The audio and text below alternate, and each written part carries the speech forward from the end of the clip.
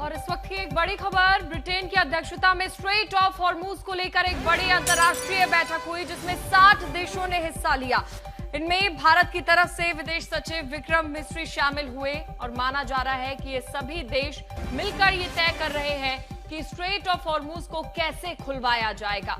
60 देश इस बैठक में शामिल हुए जिसमें भारत की तरफ से विक्रम मिस्री शामिल हुए।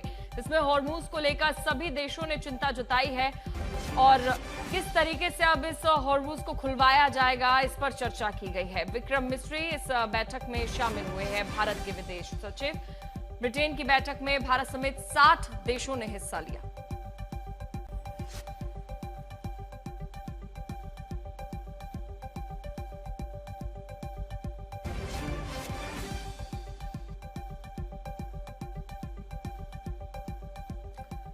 तो देखिए, हॉर्मूज पर ब्रिटेन में बैठक में आखिर क्या कुछ बात हुई है, क्यों ये बैठक अहम मानी जा रही है, ये अब आपको बता देते हैं।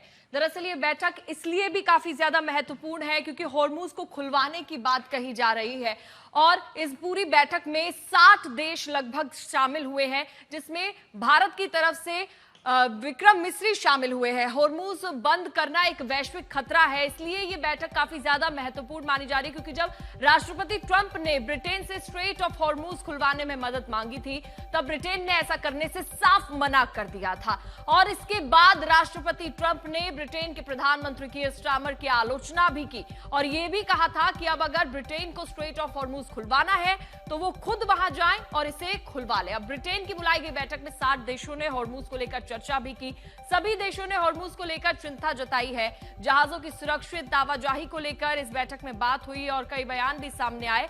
हॉर्मूज संकट से गैस और तेल की सप्लाई पर ज्यादा असर हो रहा है। देखिए, जो साझा बयान सामने आए हैं वो आप समझिए कि जहाजों पर टोल स्वीकार नहीं किया जाएगा। हॉर्मूज स्ट्रेट को खोला जाना चाहिए क्योंकि काफी ज्यादा अहम है, वो बिना रुकावट आवाजाही उसकी होनी चाहिए। कूटनीति बातचीत से रास्ता निकाला जाए, निकले।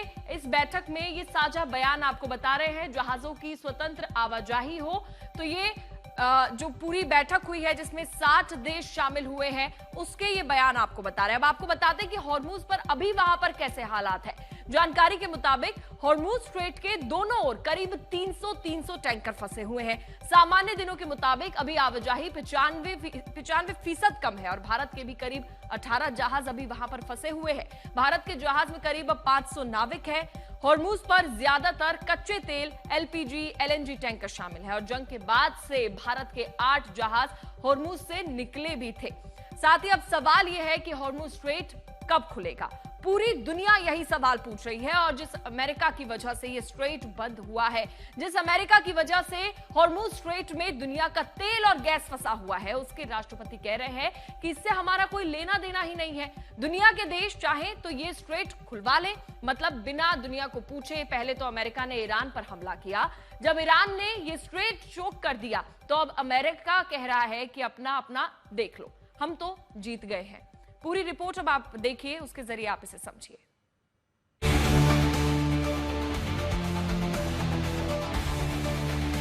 The United States imports almost no oil through the Hormuz Strait. The countries of the world that do receive oil through the Hormuz Strait must take care of that passage.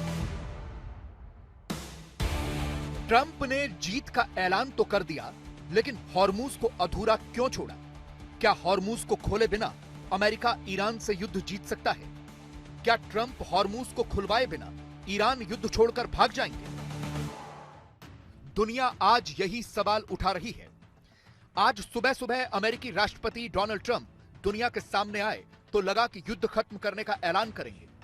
Trump ने अपनी जीत का ऐलान तो कर ही दिया, लेकिन Trump ने जीत की घोषणा के साथ यह नहीं बताया कि हॉर्मूज स्ट्रेट का वो क्या करेंगे।